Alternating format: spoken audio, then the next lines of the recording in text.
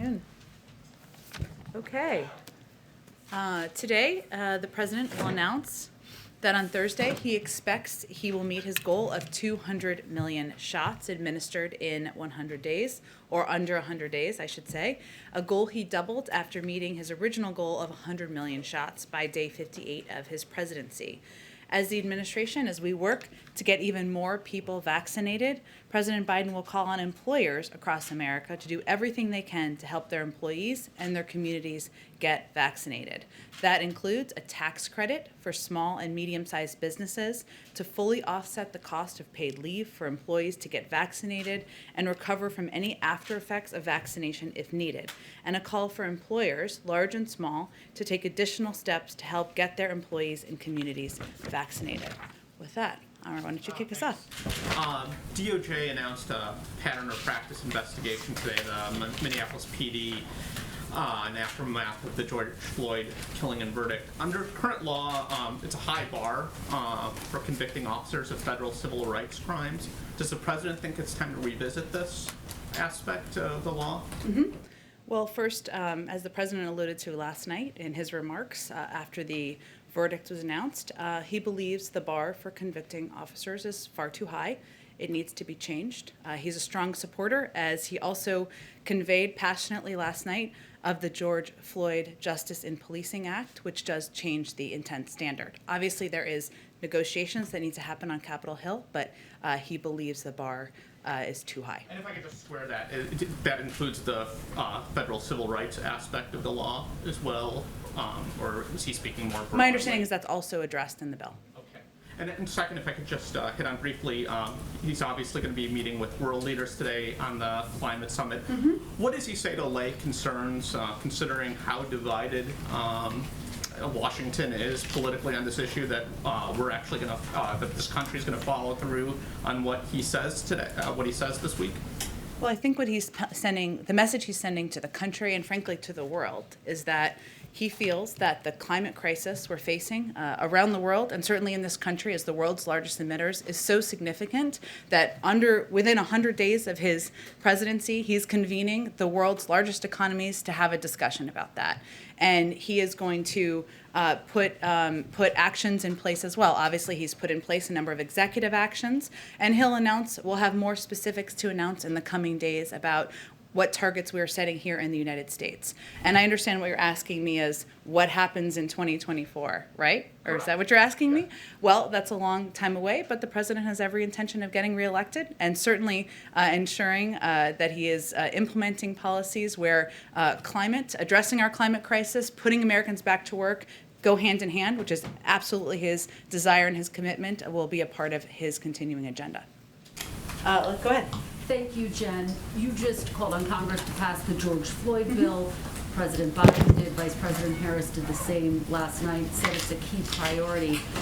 Why should people have confidence that President Biden will be able to win over Republican support for the George Floyd bill when he hasn't been able to do so on his other legislative priorities?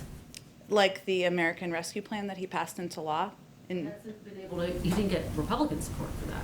He didn't, but he certainly has support from the American people, and about 80% of it's more than 70% of the American people. I will say, Kristen, that look, the president doesn't believe that he alone can pull the George Floyd Policing Act across the finish line. That is going to be up to Congress. And right now, there are negotiations that are happening. There are leaders on both sides that are having those discussions. The president obviously advocated, as you alluded to, last night in remarks he delivered after the verdict. And we are also have been advocating, our senior leadership has been advocating for this on the Hill, including in direct conversations with members. We're in close touch with the Senate Judiciary Committee, Senate leadership, who are working towards this goal. This encompasses many offices in the White House, including, of course, the president talked about this quite a bit during his meeting with the CBC last week, but also our legislative affairs team, our public engagement team, the Department of the Domestic Policy Council, and their leaders are deeply engaged. And we're also in regular contact with the nation's civil rights leaders who are also advocating for this. But I will also say that there are times, and this is true in diplomacy, but also true in legislating, that the best strategy is to provide the space for those conversations to happen privately.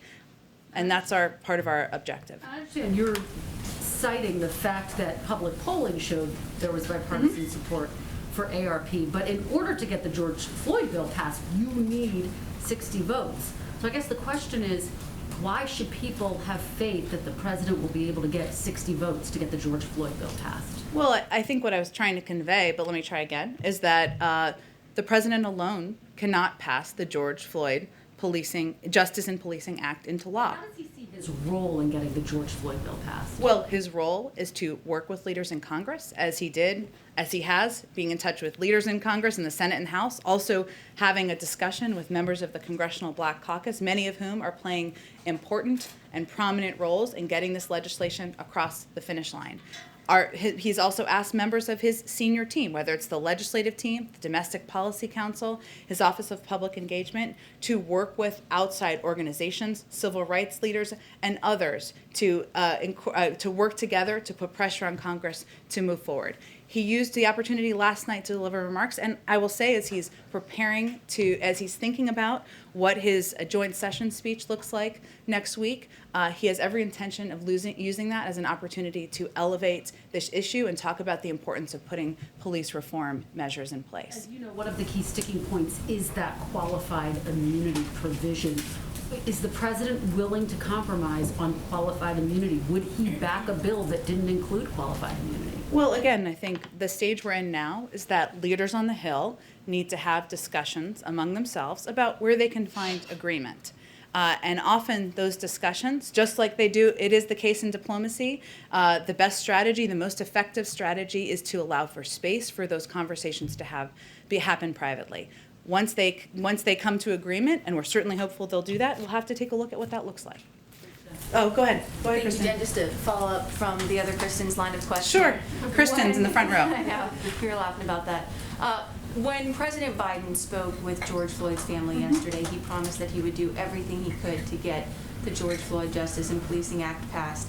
So would that potentially include supporting getting rid of the filibuster if he can't get the 60 votes needed to pass the Senate? The president's view remains the same, which is that he believes there should be support from Democrats and Republicans to put in place common sense, long overdue measures to reform our police and justice system. And he believes rebuilding trust among communities is something that Democrats and Republicans should support. There are conversations that are happening now that involve Democrats and Republicans, and he wants to leave the space for that, so he doesn't believe that having a discussion about the filibuster is constructive to that at this point. Okay, and 2 questions on immigration. Is President Biden potentially open to doing immigration reform through reconciliation? Well, this is another area where the president looks both at history and past history and also recent history, and sees that there has been bipartisan support. There is bipartisan support, for example, on the Dreamers and moving forward there.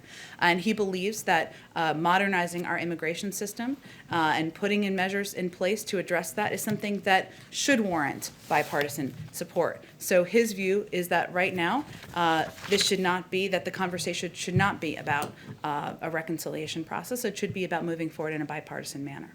And so, I mean, these members of the Congressional Hispanic Caucus that President Biden met with yesterday, they said that we need to find any other form and avenue to achieve as much as we can, and that can include reconciliation. So I guess, can you at least confirm that that did indeed come up during their meeting yesterday? That members of Congress raised this issue? No, they were saying that President Biden raised this issue and that he at least expressed some degree of support for it. Well, I guess I can articulate what the president's point of view is, and certainly what his intention of conveying in any private meeting was, which is that he believes there should be bipartisan support. Of course, members are going to propose a range of mechanics for moving things forward, but his view is that the conversation right now should not be focused on reconciliation. It should be focused on finding a bipartisan path forward. Go ahead. Thanks, Jen. You mentioned Republicans and Democrats negotiating this on Capitol Hill. Is it Immigration or? I'm so sorry. Immigration is on my mind. No, it's okay. I just wanted to make sure I was answering the right question. No, on the George Floyd Act, or this issue of police reform. Mm-hmm. Does this White House see this as the George Floyd Act, all or nothing? Is there room for Republican proposals like the one from Senator Tim Scott? Of course, this is going to be a discussion, and a lot of the conversations right now, as you know, from covering this, are happening between Democrats like Senator Cory Booker and like Senator Tim Scott, and they're going to have to decide where they can find agreement moving forward. Ultimately, the president believes, as he conveyed quite passionately last night, that we need to put in place police reform measures. They're long overdue, and certainly the events of the last few weeks elevate this as an issue we should be we should be addressing as a society. So we know that democracy in action means there are negotiations, there's compromise. We'll see what that looks like, but our objective here is to stay in close touch through senior members of our White House team, through the president himself, to be helpful and constructive and give feedback as needed, but also to leave space for those conversations to happen. Because you mentioned the negotiations on the Hill as a separate entity from this White House. Could you just elaborate on what you just said, the president's involvement and senior staff's involvement? We've seen the president get involved in negotiations on infrastructure, on COVID relief. Will he get involved in something like police reform? He had a high-level conversation with members of the Congressional Black Caucus just last week. And this was a prominent part, an important part of that conversation. And I wasn't intending to send, so I appreciate you asking, I wasn't intending to convey that it was separate. It's not separate, but there are conversations that are happening between Democrats and Republicans on Capitol Hill. We are staying abreast of those. We are certainly engaged with a number of those members at a range of levels in this White House, including at the president's level, but also from leaders in the legislative team, from leaders of his Office of Public Engagement, and from leaders of the Domestic Policy Council. Does the president have a deadline by which he would like to see this on his desk, given where this falls in the national discourse right now and the importance and the potential for losing the momentum that exists? Well, I think the president certainly sees this moment as an opportunity to redouble everyone's efforts in getting this legislation passed and move forward. But he also recognizes, having served 36 years in the Senate, that you can't rush negotiations between Democrats and Republicans. He's eager to have something on his desk, but we're not here to set a deadline at this point in time. Go ahead. Thanks, Jen. I know we're celebrating 200 million shots today, but there's some indications that, at the very least, the rates aren't raising at the same rate as they have been previously in the administration. The rates of just clarify what you mean. It's being put in arms, and my question is whether you guys see that as just sort of the inevitable blip from J&J coming out of circulation, if it's hitting a wall with, we're now moving towards folks who might be more hesitant to get the vaccine versus folks who already have, if it's just sort of blips in the data, or if you don't, basically if you don't think that the last few days have been representative of a broader trend. And more broadly, I know that you, or the president's planning to announce this tax break going into effect, but are there other things that you can talk about the administration doing to address hesitancy, since it now seems to be squarely pivoting away from folks who are eager to get the vaccine and towards folks who are not? Well, first I would say, and you asked a few questions there, so let me see if I can answer all of them. What we've seen, and there was some interesting data that came out over the last couple of days, obviously a lot was happening yesterday, is that we've actually seen a decrease in hesitancy, an increase in confidence among many communities. So in some polling that was put out just yesterday, 40% of respondents said they were more likely to get the COVID-19 vaccine than they were a month ago. In terms of conservatives' confidence in vaccine, again, this is a poll, so it's not perfect, but it was interesting data. A full 71% of Trump voters said they have either received at least one dose of a vaccine or definitely or probably will, up from 59% in an earlier poll conducted just 1 month ago. So what we're trying to address, to answer another one of your questions, is what we see as the issues, the barriers to getting the majority of the American people vaccinated. And one of those barriers is access. And so what the announcement today is intended to do is address one of those barriers to access, which is people of not through a political prism, but many people who have not yet been vaccinated are concerned they can't take a day off of work. They don't have additional paid leave. And so we're trying to address that barrier, reduce that barrier as one that is preventing access. I will say that the reason we're at this point, where we are getting to a point which we always knew we would reach, where we have greater supply, we will at a point get to a point where we have greater supply than we have demand, is because only in some regions of the country, I should say, as you know, not everywhere, is because we work quickly to increase supply and provide thousands of easy and convenient locations for people to get vaccinated. So, in the last few weeks, we've sent out more than 115 million doses. But what we're trying to do now is address what we see as the barrier. So I mentioned that the tax cut, of course, trying to help businesses. We're providing technical assistance to states. Again, we're relying on local voices and local doctors to provide the best information, which every set of data we've seen, and even from some news organizations, show that those are the most trusted messengers. We've allocated $3 billion for states. We're ramping up targeted media efforts. We're also, along with the CDC, we're working to help states expand vaccine distribution to primary care physicians, where many people are very much trusted local doctors. So, yes, we will continue to assess and look for ways to increase access and get it out to more communities. And both the Washington Post and the New York Times last night had pretty detailed reports about the refugee issue. They suggested that the president himself overruled national security experts on his team and Secretary of State Blinken. You've sort of maintained that there was never a policy change at all, but is it fair to say at this point that the president changed his mind from the 62,500 number and then changed his mind again once he saw the sort of outrage and blowback from Democrats and refugee groups? Well, I can say that we have every intention of putting out an increased cap, and we hope to do that soon, in advance of May 15th. I'm obviously not going to get into private conversations between the president and members of his national security team, but I will say that one of the things that has been on the president's mind that I think was covered in a number of those stories are the challenges and the challenges to our resources. And we've talked about this a little bit. So one of those is refugee processing in a big global system. And there were muscles that have been atrophied over the last few years. It's not just the federal government. It is also a lot of important organizations around the world that help address this. And his concern was, in part, is that system prepared? Now, by setting a larger cap, which we have every intention of doing, we are sending a message: get your muscles back in action so that we can welcome more refugees and continue to strive toward the goal that he has always maintained of 125,000 refugees for next year. Our policy has not changed on that front. We've always wanted to reach 125. It's just a matter of what we think we can get to this year.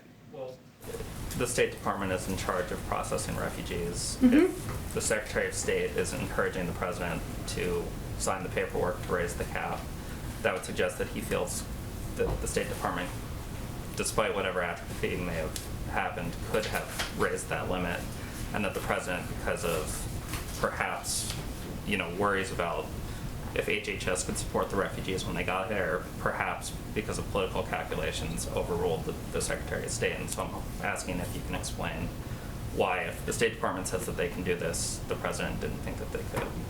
Well, first of all, it's setting a cap, right? It doesn't answer the question of whether we can reach that. This is an important point of whether we can reach that point. To get into this, right? Because there's no reason that the president couldn't have done what he said he was going to do, raise the cap to 62,500, and then if the State Department or HHS determined that they couldn't, process the refugees, just not hit that number. As you said yesterday or 2 days ago, that happens all the time. So Sure. this just sort of And he underscores he has every intention of raising the cap. The Friday announcement was not about the top level of the cap. And I think that's an important thing for people to understand. But I'd also say, as you alluded to in your question, the State Department, yes, they do the they do the vetting, which is an important part of the process and can take months. And there are a low number of refugees that are currently through a security vetting process, despite numbers that have been put out there and in reporting, which are inaccurate. There's a low number. Hundreds of people that have already been. What'd you say? It's not hundreds of people that had already been approved by the State Department. I think the reports are something like 700 people have had to cancel flights because of. And the flights have resumed. The flights have resumed as of Friday. But there's also another component of this, because it's an interagency process that addresses refugees resettlement, right? ORR, the Office of Refugee Resettlement, which is not a part of the State Department, has a component of this as well. It's a part of HHS. The President looks at all of the government, all of our resources available, what he thinks the capacity is, but he also is looking for assessments from the interagency team on what's possible. That's what his questions were. Hence, we'll have more to say when we have a conclusion on that. I think we're talking past each other, so I'll just ask once more, and then we Okay. can move on if you don't want to. But the question is whether the president changed his policy on the 6,500, and if on Friday you intended it to be 15,000, and then changed the decision after the outcry. Well, his policy was on Friday, was months before, continues to be to reach 125,000 refugees in next fiscal year. 62.5 was a down payment. It will be slower this year than it will be next year. The president wants an assessment of how far we can get. That's what he's looking for. The State Department has a component of that. HHS is a component of that. We're going to look at all of that. And the refugee cap, and the point I've been trying to make, which I know you don't love, but that's okay, but to others, is that the cap is something that is not typically reached. We wanted to send a clear message. We are a country that is welcoming refugees. We recognize that that is not the message that was sent. And so we reassessed, but it's not a change in policy. It's just making sure we're sending a clear message to the world about who we are. America's back. We're welcoming refugees. We need to get our muscles back working again, and we'll have an updated cap hopefully soon. Go ahead, Trevor. To the point about kind of getting the muscles back to where Yeah. they need to be, we're curious just about what capacity does exist right now for the government. And when you talk about the Office of Refugee Resettlement, is one of the issues that some of the employees there have been transferred over to dealing with some of the asylum issues? Is that one potential issue there? Well, one of the issues, the president wanted an assessment of whether they could do both, right? There are components that exist in different agencies of government, right? But whether they could do both, whether there was enough funding to do both, there has been funding transferred from other components of HHS to help address the unaccompanied children, the number of unaccompanied children who are coming across our border. But also there was a hiring freeze at the Office of Refugee Resettlement during the last administration, and there were only a couple thousand, low number of thousand refugees who were welcomed in during the last fiscal year. So it's not just government, it's also external organizations who play a vital role. And certainly, and this is one of the points I think maybe we weren't in agreement, but I think you were getting to, or what I was trying to get to, is that it's also these high caps, the 125 cap is sending a message to the world. We are going to do this, work with us on this, work with us on vetting, work with us on resettling and assistance that's needed. There are legal requirements and funding requirements that we need to help refugees when they come into the country from ORR. There's funding requirements for that, but we also acknowledge a lot of the funding comes from outside organizations. That needs to be prepared as well. There's one other factor we haven't talked about, but is an interesting one, I think, is there are some limitations that have come about because of COVID. Because sometimes, typically in the past, people have traveled to do some of these vetting interviews and expedite moving refugees through processing. Also, people coming into embassies around the world, that's an additional challenge. We were looking at assessment of all of these items. And do you have a number just of how many refugee officers have been transferred over to dealing with asylum or unaccompanied minor issues? Transferred over from UACs or transferred over? Who work in the Office of Refugee Resettlement as officers, but now they're working primarily on unaccompanied children. We have some funding numbers. I don't think I have staff numbers in front of me. I'd certainly send you to them, but we can check if there's more specifics. And then are there outstanding security concerns around the refugee resettlement program that are being addressed as part of this review that you're doing? Well, there's a fairly stringent vetting process that takes place, and that can take months and months. It really depends. There have been some limitations and delays, frankly, because of COVID, which has happened in other areas as well. I'm not saying that's the totality, but that is certainly a factor. But that can certainly take some time, so that's had an impact as well. Okay. But not new security issues, if that was what you were asking. Thank you. And then just on policing, just quickly, just curious, we were talking about the DOJ announcement this morning. Is there any White House reaction on that decision to start that investigation? And has there been any other outreach that you've done to police groups or civil rights groups since the Floyd verdict as you move forward on that? Sure. Well, let me first say that during the campaign, the president pledged to appoint DOJ leadership that would prioritize pattern or practice investigations. And so last week, obviously we didn't know the outcome, right, of the verdict, but just to give a little history here, last week the Attorney General reversed a Trump administration memo that limited the use of consent decrees with respect to investigation of police departments. And obviously, while we didn't know what the announcement would be today, the announcement today of this new investigation into policing policies in Minnesota, there's kind of a direct pattern right there of what the president was advocating for, who he nominated, the overturning of the memo just last week. Go ahead. Hi, Jen. One on vaccines, one on Russia. Sure. What does the Biden administration consider to be vaccine discrimination? Should public or private spaces be allowed to exclude people who opt out of getting the COVID-19 vaccine? I don't think those are standards we're setting from here. Obviously, private sector businesses and entities are going to set their own standards. But you mentioned earlier you'd be releasing guidance on the privacy rights people can expect when it comes to a vaccination with COVID-19. I'm not sure. Are you referring to like an FAQ related to vaccine passports or something? Part of that, yeah. Okay. Well, I think just to be clear on the vaccine passport issue, what we also made clear is that that's not something that is going to be conducted, reviewed, or overseen by the federal government. On Russia, today in his annual address, Russian President Vladimir Putin warned against foreign intervention in Ukraine, where there is a troop buildup reported in parts of Crimea, and hundreds of protesters supporting Alexei Navalny have been arrested. Is there evidence that the White House sees that U.S. sanctions against Russia are working? Well, first, our sanctions were put in place, and many of them done in coordination with our European partners and allies, because our strong view and the view of the global community is that there should be consequences for actions. We have never expected, nor have we projected, that one set of sanctions or any individual set of sanctions is going to immediately change behavior.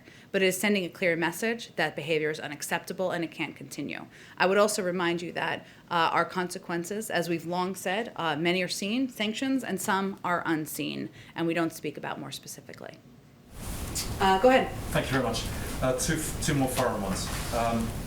Today, Australia announced the Australian federal government announced it was revoking a deal by one of the states to do a Belt and Road initiative with China. Mm-hmm. The Chinese are not happy. Has the administration talked specifically with Australia about that deal? And more generally, is the administration talking with its allies and partners around the world about the BRI and generally trying to get partners to push back against that? I think the State Department would be the most likely entity within government to give any readout of conversations with the Australians. Obviously, economic partnerships, relationships, how we can work together as a global community and in a coordinated fashion as it relates to China is part of nearly every discussion the president has with a European partner or a country in the region. Specifically the Belt and Road Initiative, which obviously has been painted by some as this kind of, very clever soft power / loan shark scheme taking over large parts of the world. But what's the US? Well, what about it is your question? Well, I mean, given that Australia today pushed back against this very specifically, I was just wondering if the US is in having actual, direct talks with partners about, we've got to do something about this BRI. I can check and see if there's anything more specific. Okay. And the other one is the president of Belarus and Putin as well today, both are touting this supposed plan by the US to have tried to assassinate Lukashenko of Belarus. I can confirm there's no basis in fact there. Go ahead. I just want to bring it back to policing. Sure. On a call with George Floyd's family and the family's attorney after the verdict yesterday, the family's attorney said, quote, hopefully this is the momentum for the George Floyd Justice and Policing Act to get passed and have you sign. The president's response was, you got it, pal, that and a lot more. Not just that, but a lot more. So in your estimation, is that the president promising to the Floyd family that he will get a policing bill passed? I think he's promising to the Floyd family that he will use the power of his presidency, the bully pulpit, as he intends to do during his joint address next week, the role of senior leaders in his government to help push the George Floyd Justice and Policing Act forward. How far is he willing to push for it? I'm not sure what that means. I mean, how far is he willing to push to get something done? I mean, I know that you've In talked what about- way?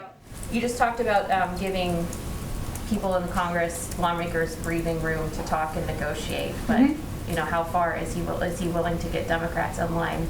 Is he willing to keep just pushing for this? Is it a huge priority? Like, can you prioritize, or give me a sense of his priorities in terms of getting this done?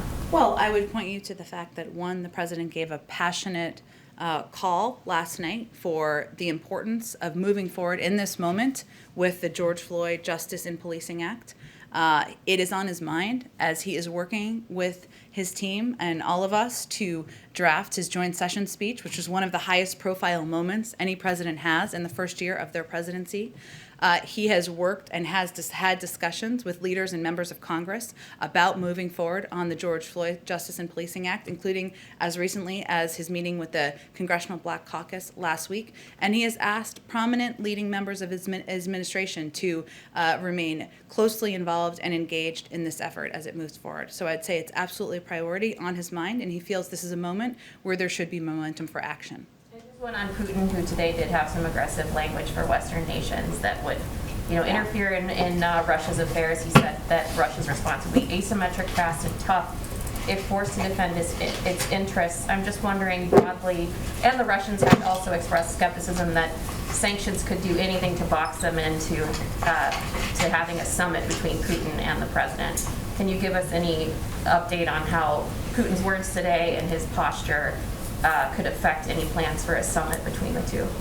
Well, we have been clear that we desire a relationship with Russia that is stable and predictable, and we don't think it needs to continue to be on a negative trajectory. The sanctions were not meant to entice anyone to attend a summit. That would be a strange strategy. It was meant to put in place consequences for the actions that were completely unacceptable in our eyes and the eyes of the global community. At the same time, while we put those consequences in place, the president was sending a clear message to President Putin on his call that he believes we can have, this is an opportunity to have a discussion about areas where we think there's an opportunity to work together on, whether that is nuclear non-proliferation, as we did with the continuation, the extension of the New START treaty, or the Iran nuclear deal, and also have discussions about areas where we disagree. Obviously, it requires all parties having an agreement that we're going to have a meeting, and we issued that invitation. We're continuing to have discussions at a high level, as is evidenced by the National Security Advisor's conversation with his counterpart earlier this week. Go ahead. I'll come back to it. I just want to get to the effort. Go ahead. Thank you, Jen. A quick follow-up question on something you were asked yesterday, and then a second somewhat related question. Okay. Regarding yesterday, respectfully, I feel like you didn't give quite a firm answer, and I wanted to try again. Okay. You were asked whether President Biden will honor his Democratic primary campaign pledge to release, quote, everyone in prison for marijuana. People are skeptical that he will. President Biden is personally responsible for sending some people to prison for life for marijuana under his 1994 crime bill. And Vice President Kamala Harris oversaw 1,900 marijuana convictions in San Francisco District Attorney. So will President Biden honor his commitment to release everyone in prison for marijuana? Well, I think what I did yesterday is reiterated what his position on marijuana was, decriminalizing, rescheduling, and certainly legalizing medical marijuana. What you're asking me is a legal question, and now we're in government, and so I had to follow up with our legal team, and I don't have any additional information quite yet. Regarding rescheduling, that wouldn't necessarily release anyone from prison. Schedule 2 has fentanyl and cocaine. You can't That's right. It addresses things moving forward, though, which is important and important to many advocates. Should people in prison for marijuana who are asking President Biden to honor his pledge to release them, should they expect to be released, or are they going to serve life in prison for marijuana? Well, again, I think I've stated very clearly what the president's position is. What you're asking me is a legal question. I'd point you to the Department of Justice, and if there's anything more we can provide from here, I'm happy to provide it. My second question, President Biden yesterday, responding to the George Floyd case verdict, said that George Floyd's death, quote, ripped the blinders off for the whole world to see the systemic racism in the United States. But he's an architect of multiple federal laws in the 1980s and 90s that disproportionately jailed black people and contributed to what many people see as systemic racism. The activist Cornel West said that Biden was, quote, one of the core architects of mass incarceration, and that, quote, I think Biden is going to have to take responsibility and acknowledge the contribution he made to mass incarceration. To what extent does President Biden acknowledge his own role in systemic racism, and how does that inform his current policy positions? Well, I would say that one of the president's core objectives is addressing racial injustice in this country, not just through his rhetoric, but through his actions. And what anyone should look to is his advocacy for passing the George Floyd Justice and Policing Act, for nominating leaders to the Department of Justice to address long, outdated policies, and to ask his leadership team here in the White House to prioritize these issues in his presidency, which is current and today and not from 30 years ago. Does he believe it's important to accept his own culpability? I think I've answered your question. Go ahead. Questions. And you kind of touched on the first one, but Vladimir Putin today criticized the West by saying that all provocateurs will regret it more than ever. He compared European countries with jackals who, quote unquote, howl to their shirkan, but did not name specific names or countries. Does the U.S. take it personally? I don't think we take anything President Putin says personally. We have tough skin. And then the second question is on February 2nd, this is to immigration. Biden signed an executive order calling for the CDC and Homeland Security to review Title 42. I was wondering if there's any update on that review. Title 42 is still in place because we are still in the midst of fighting a global pandemic, so I don't have any predictions of when that will change. Go ahead. Hi, Jen. Taylor Poplars with Spectrum News. Three quick questions. I'll make them quick. First, has the president been briefed on 16-year-old Ma'Khia Bryant being shot and killed by police in Columbus, Ohio yesterday? It happened moments before the Chauvin verdict came out. Yes. I said to you yes, and let me just say, since you gave me the opportunity, the killing of 16-year-old Ma'Khia Bryant by the Columbus police is tragic. She was a child. We're thinking of her friends and family and the communities that are hurting and grieving her loss. We know that police violence disproportionately impacts Black and Latino people and communities, and that Black women and girls, like Black men and boys, experience higher rates of police violence. We also know that there are particular vulnerabilities that children in foster care like Ma'Khia, face.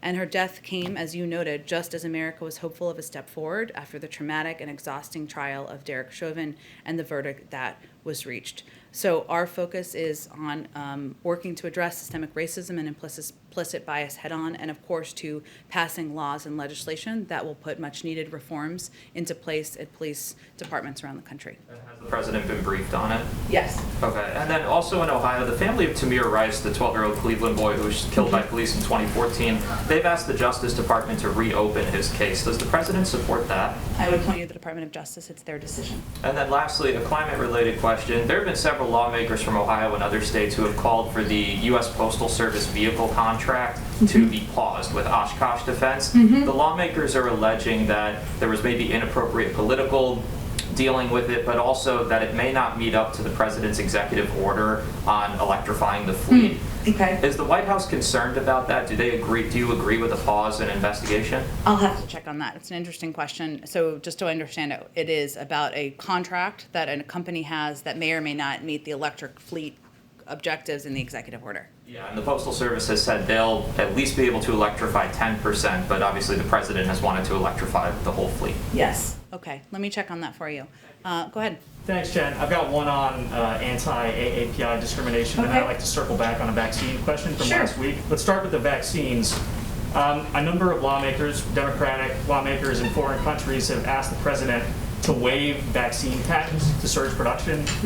What possible reason could the president have for not doing this, given that a number of organizations like Doctors Without Borders and Oxfam have said that this would be integral to the global fight against coronavirus, outside of protecting the financial interests of these pharmaceutical companies, or maybe maintaining leverage over production of the vaccine entirely? Is there any reason why he wouldn't do this? Well, I think our USTR ambassador gave some remarks related to this just last weekend, and I'd certainly point you to those. And we're certainly looking at a range of options to help address the global pandemic, but I don't have anything more from here. And then on anti-AAPI hate, will the president direct Ms. Moritsugu to investigate claims of discrimination from that community in the college admissions process? The executive orders he took in March, or he signed in March, notably didn't address this, and then the DOJ actually dropped a federal lawsuit supporting that claim in February? Well, it's her first week on the job. She just started, and she, as we've talked about a bit in here, will have a role both on policy, personnel, and outreach, and certainly have a seat at the table. I believe there's still ongoing litigation on this specific case, so I would. But I wouldn't expect that would be something that a White House official would weigh into while there's a DOJ ongoing consideration or ongoing litigation. Is that why that issue was absent from the slate of executive actions that the president took? If there's ongoing litigation, that's typically a factor, but I'm happy to check with you if there's anything additional on this issue. Go in the back. Thanks, Jen. 3 foreign policy questions. On Yemen first. President Biden's envoy to Yemen, Tim Linderking, just testified in Congress just now, and he said that he doesn't believe that Iran is helpful in ending the crisis in Yemen, which he considered a top priority in his administration. Is this a topic that you guys are going to raise in Vienna through your partners, European partners? I believe that the conversations in Vienna, which are ongoing, as you know, are focused primarily on the nuclear file and how we can get to a point of having compliance, meeting compliance obligations, I should say, on all sides. So there are a lot of channels we work through, but my expectation is that those will focus on that specific issue. Talking about Vienna, Western diplomats indicating that the negotiation seems to be going through successfully, going halfway through, as they say, and they believe that maybe you need 2 more rounds to reach some kind of agreement. Is this your understanding? And what kind of agreement? Is it just to go back to the agreement itself? I mean, the previous one in 2015? Well, I can say that for the past few weeks, the U.S. delegation led by Special Envoy Rob Malley has been exploring concrete approaches concerning the steps both Iran and the United States would need to take to return to the mutual compliance. And while the discussions have been thorough and thoughtful, if indirect, and we've shared some ideas, we still expect there to be a path forward. So I don't think we're in a position to set ambitious goals like a conclusion in 2 weeks at this point. And finally, former Secretary of State Mike Pompeo just held a press conference with the Republican study group, Capitol Hill, and he basically wants to introduce a legislation called Maximum Pressure Act. Does this complicate your efforts now? Do you see it as an interference? Do you see it as helping you and putting pressure on Iran to come back to the negotiation table? How do you see it? Well, I don't clearly have all the details yet on what the legislation is he's proposing, but I would say, broadly speaking, our view is that diplomacy should be in the lead, that the former administration pulled out of the Iran deal, which led us to a point where we had far less visibility into what was happening on the ground in Iran. It certainly did not make us safer, and so I don't know what's in his legislation, but I think it's safe to say we have a very different approach. Lifting the sanctions, basically. He would be opposed to lifting the sanctions. I don't think we've indicated we're moving toward that, but we're having a discussion about how to meet compliance obligations on all sides, and we certainly believe that moving towards a diplomatic path forward is in the interest of the United States and the global community. Thank you. Go ahead. Saturday is the Armenian Genocide Remembrance Day. Adam Schiff and a group of about 100 bipartisan lawmakers sent a letter to the president today asking him to follow through on his commitment that he made as a candidate. Will the president be following through on his commitment, and will it be coming by Saturday with the latest remembrance? Sure. I expect we'll have more to say about Remembrance Day on Saturday, but I don't have anything to get ahead of that at this point in time. Okay. Thank you, everyone.